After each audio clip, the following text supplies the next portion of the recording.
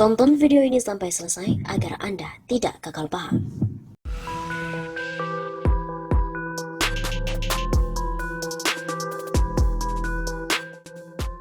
Halo Sobat 651 Safa, kembali bersama kami untuk kembali mengulas dan juga mengulik fakta perpolitikan serta segala informasi terkini di tanah air. Anies Baswedan menjadi salah satu tokoh gubernur yang paling digadang-gadang untuk maju ke Pilpres 2024. Wah, tapi kita tahu bahwa banyak sekali buzzer-buzzer Jokowi yang meributkan dan juga meribetkan nih, apalagi soal kebijakan-kebijakan Anies di DKI Jakarta. Terbaru Anies dirundung berbagai kritik dari PDIP dan juga PSI. Namun ternyata ini adalah beberapa fakta yang telah membungkam buzzer RP dan juga antek-antek istana soal langkah dan kebijakan Anies Baswedan. Pemprov DKI Jakarta akhirnya memberikan sejumlah klarifikasi terkait dengan simpang siurnya mengenai penyelenggaraan Formula E. Penyelenggaraan Formula ini telah memicu debat panas antara eksekutif maupun legislatif di DKI Jakarta. Sengitnya debat tersebut membuat tensi politik di DKI pun cukup memanas. Akibatnya, pergulatan terkait pelaksanaan Formula E di DKI Jakarta menimbulkan sejumlah informasi yang bersifat katanya-katanya saja. Pihak Pemprov DKI Jakarta pun akhirnya memberikan sejumlah klarifikasi dan sejumlah fakta terkait dengan hal tersebut. Berikut ini adalah klarifikasi dari Pemprov DKI Jakarta mengenai katanya dan juga fakta seputar isu terkait dengan Formula E. Yang pertama katanya adalah Formula E merupakan pemborosan APBD.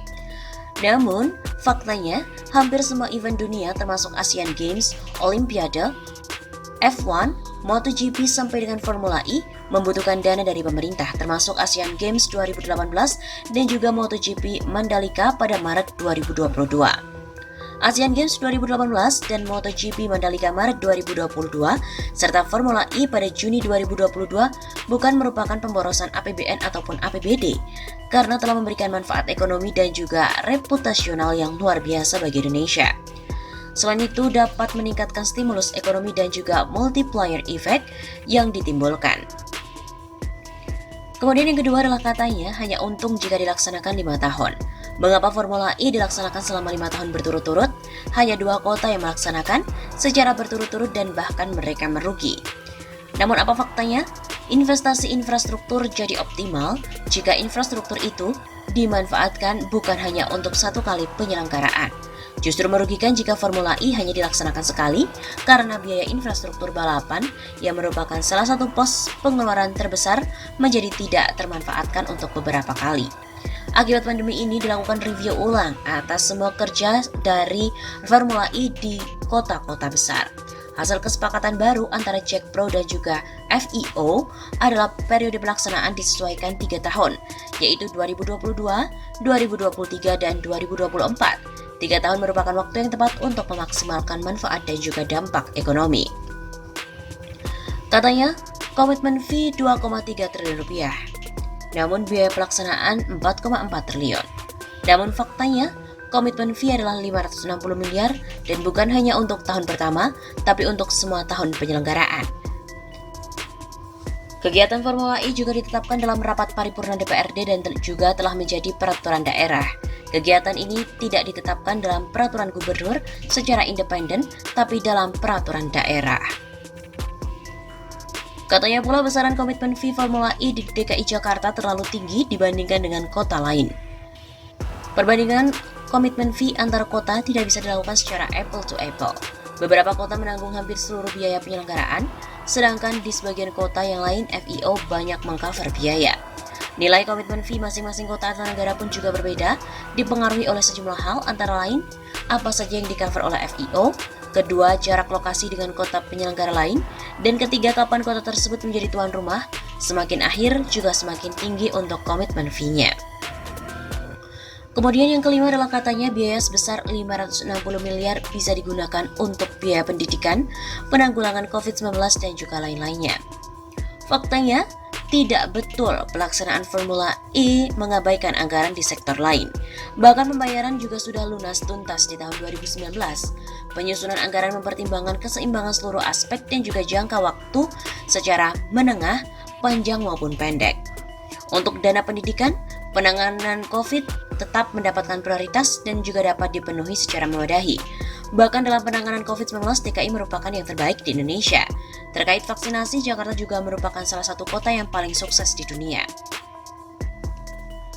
Kemudian yang keenam, katanya Formula E ini tidak membantu memulihkan ekonomi pasca COVID-19. Namun faktanya, Formula E akan memberikan dampak secara finansial, dampak ekonomi, dan juga dampak reputasional. Dampak ekonomi adalah multiplier effect yang ditimbulkan oleh gelaran Formula E. Dampak reputasional memberikan pesan bahwa Indonesia ini back to business. Dan dampak finansial merupakan keuntungan yang didapatkan oleh Jack Pro. Lalu yang ketujuh adalah katanya Formula E tidak berdampak pada UMKM. Bahkan 70% UMKM di Montreal merugi. Di Bern juga penyelenggaranya merugi. Namun apa faktanya? Berbeda dengan negara lain, Formula E di Jakarta bukanlah event satu hari saja, tapi merupakan rangkaian acara selama beberapa bulan menjelang dan juga setelah event. Sehingga impact yang dihasilkan pun juga akan sangat berbeda. Berbagai program yang melibatkan UMKM akan dilaksanakan oleh Dinas UMKM dan juga Jakarta Experience Board, yaitu sebagai BUMD, bekerjasama dengan swasta dan juga masyarakat luas. Aktivitasnya seperti festival, bazar, pameran, konser, promo bersama, seminar, dan di mana diyakini akan mampu mendongkrak ekonomi UMKM. Kemudian yang kedelapan, katanya Formula E ini makin tidak populer karena 3 pabrikan besar meninggalkan Formula E. Pengunduran diri pabrikan adalah hal yang biasa dalam sebuah event balap internasional. Misalnya MotoGP, Formula One, dan juga World Rally Championship. Ini lebih dikarenakan strategi jangka panjang mereka dan bukan karena kinerja event balap. Menurut majalah Forbes pada Mei 2021, popularitas Formula E yang merupakan gelaran balapan terbesar ketiga di dunia terus meningkat. Ajang ini disiarkan oleh 40 media internasional dan disaksikan di 150 negara di 6 benua. Season 6 pada 2019 disaksikan oleh 400 juta pemirsa secara live. Mengingat penikmat Formula E kebanyakan adalah para millennials, diperkirakan popularitas Formula E ini di masa mendatang akan lebih tinggi, apalagi sejalan dengan tren otomotif global menuju kendaraan listrik. Kemudian yang kesembilan, katanya Formula E tidak berdampak pada Jakarta yang lebih ramah lingkungan. Namun faktanya, Formula E senada dengan target Presiden bahwa Indonesia akan menjadi raja baterai hingga mobil listrik dunia. Menurut McKinsey, fans utama Formula E adalah millennials. Upaya mendorong energi ramah lingkungan merupakan upaya jangka panjang lintas generasi, sehingga pelibatan generasi muda adalah mutlak adanya. Kemudian yang ke-10, katanya Formula E tidak ada di RPJMD. Namun faktanya event internasional dan juga besar seperti Formula E, MotoGP, Mandalika Maret 2022 dan bahkan Asian Games, memang nama kegiatannya tidak disebutkan secara spesifik baik di RPJMD maupun di RPJMN. Landasan pelaksanaan juga merujuk pada garis besar rencana pembangunan yang ada di RPJMD. Kemudian yang ke-11 katanya ada temuan BPK dan juga belum ditindaklanjuti. Faktanya, BPK menyampaikan 3 rekomendasi yang semuanya sudah di-follow up dan juga telah dinyatakan tuntas. Dan yang terakhir adalah katanya penyelenggaraan Formula E melebihi masa jabatan gubernur. Namun faktanya, anggaran yang dibayarkan oleh Pemprov DKI Jakarta hanyalah komitmen fee awal saja yang kemudian telah dibayarkan pada tahun 2019. Selanjutnya akan dilaksanakan oleh Jack Pro secara murni B2B melalui sponsorship.